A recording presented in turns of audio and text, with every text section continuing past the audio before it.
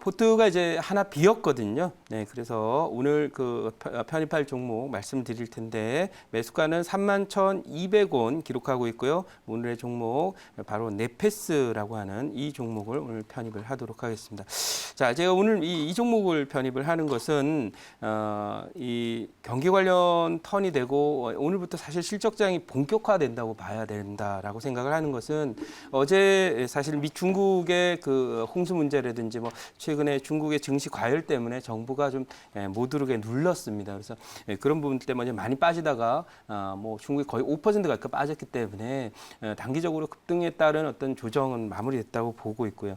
또 하나는 미국 증시도 어제 하락을 하다가 아래꼬리 달고 올라오는 모습인데 이제 뭐 기술주들의 또 실적 발표도 있고 합니다만은 이번 실적 시즌에서의 그 주요 포인트는 실적이 나쁘게 발표되느냐 좋게 발표되느냐가 아니라 3분기와 4분기에 어떻게 회복될 거냐 하는 부분에 대한 관심이 있고 그런 관점에서 지금은 이제 경기회복의 속도나 강도에 대해서 많은 사람들이 관심을 두게 된다 이렇게 정리를 해드리도록 하겠습니다. 그래서 그런 관점에서 오늘 이 네페스의 경우에는 기술적으로 보면 사실 제가 이 네페스라고 하는 종목은 SNS 텍 그리고 AD 테크놀로지랑 함께 지난해 5월부터 이제 관심을 갖고 또 발굴을 했던 그런 종목이고요. SNS 텍 같은 경우는 뭐 100%씩 두 번 먹어서 한 200% 그리고 AD 테크놀로지도 대략 한 110% 정도 수익을 내고 나온 바 있는데 이 네페스의 흐름을 보면은 이 종목이 지금 지난해 7월 고점이어요.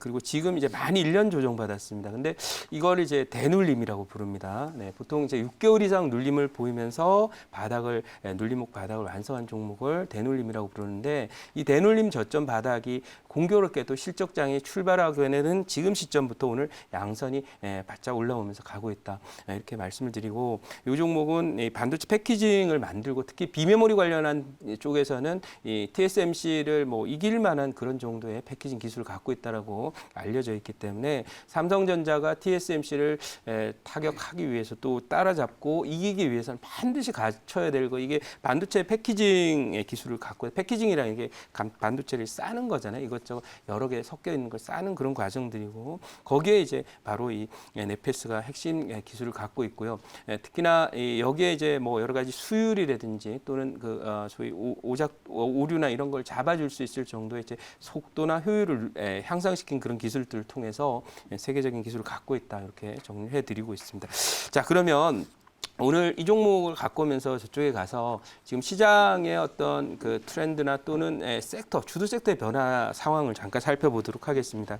이 강세장이 오면은 많은 분들이 이제 우리가 약세장에 익숙해 있어요. 이 약세장은 고점을 치고 고점부터 저점까지를 이제 약세장이라고 하거든요. 이 장에 익숙해져 있는 사람들은 뭐냐면 섹터 하나 고점을 치고 그냥 저점을 깨고 내려가 버립니다. 그러나 강세장이 이렇게 가면은 이게 섹터 하나 고점이 나왔다고 이게 이렇게 저점을 깨고 내려가는 게 아니라 조정에 들어가고 이 종목이 많이 가서 채널 상단에 간 다음에 쉬는 기간 동안에 새로운 섹터가 탄생하면서 다시 채널 상단에 갑니다. 그래서 이런 구조이기 때문에 지금은 많이 갔던 소위 소비재 관련 종목인 언택트라든지 이런 제약이라든지 바이오라든지 이런 부분들은 사실은 경기 침체 기회나 있는 형태의 필수 소비라고 부르는 섹터예요. 그래서 많은 분들이 이제 저도 이게 신경제이기도 하지만 중요한 건 필수 소비재 섹터 이쪽 섹터를 중심으로 해서 언택트나 이런 제약이나 바이오들이 지금까지 3개월, 4개월 동안 이제 끌고 왔어요. 그래서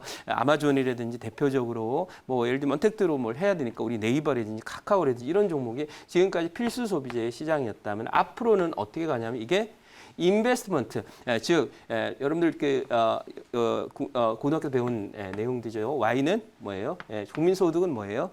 소비라고도 부르는데 C 플러스 I 플러스 뭐 G 이렇게 얘기를 하는데 여기에 나오는 이 C에 해당되는 것 중에 이걸 쪼개보면은 경기를 따라가는 C가 있고 필수적으로 약 안 먹고 못 살고 음식 안 먹고 못 살기 때문에 필수 소비재 부분이 이게 경기 침체기에 가는 랠리인데 바로 그게 이제 최근 3, 4개월 동안 진행됐던 랠리고요.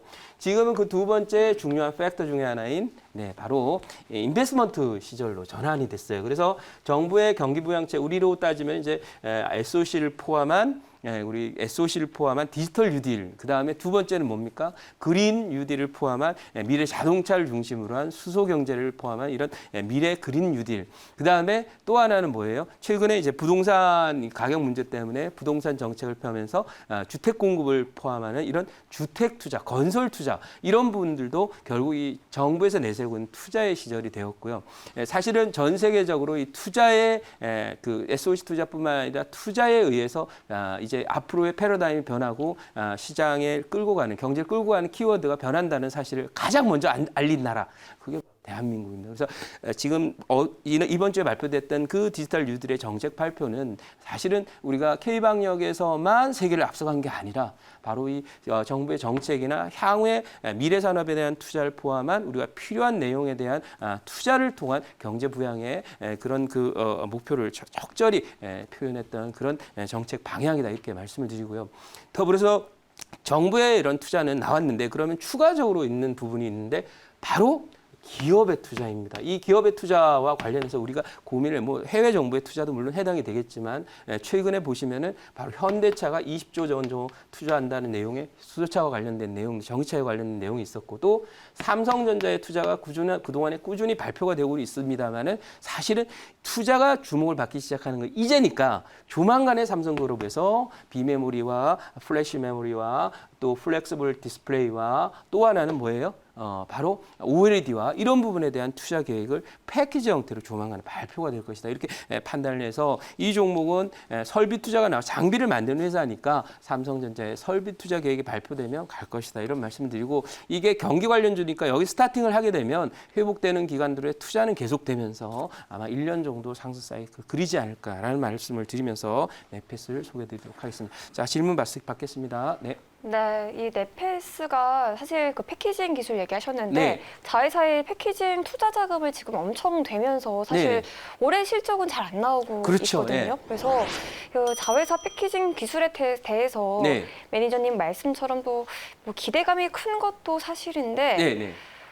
패키징 기술 이렇게 좀 뭉뚱그려 약간 설명해 주신 감이 있는데 찾아보니까 PLP 패키징 네. 기술이라고 하더라고요. 그래서 네. 이게 좀 더 어떤 건지 네. 구체적으로 질문을 드려봐도 될까요? 예, 이제 제가 뭐 기술적인 건 잘 모르긴 합니다만은 거기 이제 보면 웨이퍼 레벨 이 PLP라고 예를 들면 이제 PLP가 있고 소위 그 WLP 이렇게 하거든요. 네. P라고 하는 것은 여기 패키징 기술이고 요건 이제 웨이퍼 레벨 패키징이라고 이렇게 얘기를 하거든요. 그래서 아마 제가 판단할 때는 새롭게 이제 개발하는 것이 이제 뭐 그러니까 생산 단가를 낮추고 또 하나는 효율성을 높이기 그쵸. 위해서 더 그러니까 업스트림을 가서 원자재 단계가 있을 거 아닙니까? 그러다 더 업스트림을 갔다는 얘기는 가장 레어한 그러니까 순수 원자재 쪽에 가까운 쪽에서 패키징 기술을 개발했다 이렇게 보이고 있고 이게 세계 최고 기술이다 이렇게 알려져 있습니다. 네, 여기까지 말씀을 드리도록 하고요. 또 질문 받겠습니다. 네. 네, 오랜만에 이제 그 비메모리 반도체 네. 종목들이 오랜만에 정말 올랐습니다. 네. 한두 달 계속 네. 쉬었다가 네. 테스나 그죠? 네, 테스나 맞습니다. 뭐 그 유명한 또 넷패스 네. 또 뭐 AD 테크놀로지 이런 종목들이 올랐는데 네. 따라는 이제 그 디램 관련 종목보다는 참 못 간 측면이 좀 있습니다. 네, 이제 네, 미리 네. 좀 올라서 그런지. 네, 네. 그래서 이제 그쪽 관련 종목들은 좀 갖다 좀 내려오고 있는 네. 형국인데 다른 종목들처럼 이제 이 그 테스나, 네. 넷패스, AD 테크놀로지 이런 종목들이 다시 네. 이 앞전 고점까지 또 한번 또 네. 시도를 하고 있는 것 같아요. 네, 네, 네. 그래서 과연 이제 그 길을 돌파를 하고 또 그 근처까지 네. 지금부터 네. 좀 다른 그 메모리 이 종목보다 네. 훨씬 또 더 갈만한 네. 아니면 돌파를 할 만한 네. 어떤 또 특별한 비메모리 네.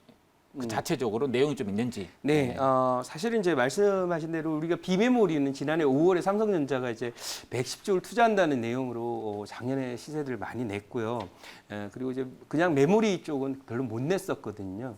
근데 최근 들어서 이제 보면 그 EUV 장비나 이런 부분을 미세공정 쪽에 또 포인트를 맞추면서 말씀하신 대로 뭐 SNS 택이라든지 이런 종목은 EUV 장비, 뭐 비메모리, 메모리를 같이 씁니다만은 그런 쪽에 투자가 나왔는데 그거 이제 미세공정과 관련해서는 사실은 이 메모리 시장 쪽의 투자들이 지금 많이 발표가 돼서 특히 플래시 메모리 쪽에서 삼성전자가 9조를 투자한다는 소식 이후에 관련 종목들이 급등을 했는데 순서상으로 이제 메모리 부분은 이제 고도화 미세화 공정 투자고요.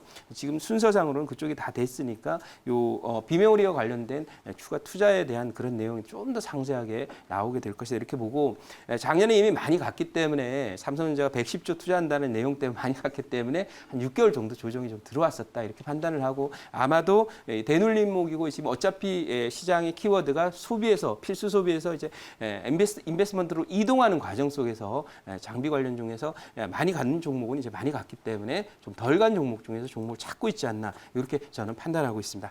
네, 자 여기까지 말씀드리고요. 네페스는 목표치 6만 원, 손절가 27,000원으로 대응하도록 하겠습니다.